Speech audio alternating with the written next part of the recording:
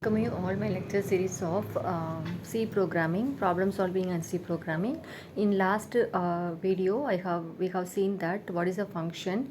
In today's class, we are going to see about what are all the two ways of passing the arguments in the functions.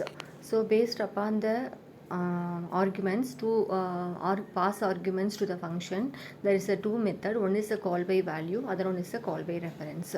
So first we will see that what are all the difference between that call by value and call by reference. Call by value means the value of arguments are passed to the called function. So the called function is the function definition. So the operation is done in a formal parameter. The changes made are local to that function only. So once came out of the function means the changes made get vanished. So the changes only within the function only, it does not reflect on the main function. Next is a call by reference means call by reference, rather than passing the arguments or value of the given variable, the address is passed to the called function. So the function operates and addresses rather than the values. So the formal arguments points to the actual arguments, and the changes made in the formal arguments are reflected in the actual arguments. So this is the difference between the call by value and call by reference. So in the call by value, the formal parameters, the changes made in the defined function is only applicable to that function only. So the call by reference, it is reflected in the main function also. Now we will see the detail of what is a call by value. So the value of actual parameters will be copied to the formal parameters. So in the call by value, and these two different parameters store the values in the different location. This is the important statement in the call by value. So the two different parameters store the values in the two different locations. For example, consider in this slide, so we have at main function, you have at int x is equal to 10 and y is equal to 20. Now we are going to call the function of x, passing the parameters of x comma y. Now you print the, and after the function is point to the defined function, here the two values of 10 comma 20 is passed, but the value inside the function, the value of x is equal to 20 and y is equal to 10. So that x comma y, that variable is stored in the different locations. So the main function, you have a two variables. That variables are stored in some location, and these two variables are stored in the another location. So now the inside the function, you have the x is equal to 20 and y is equal to 10. Now you are going to end the function.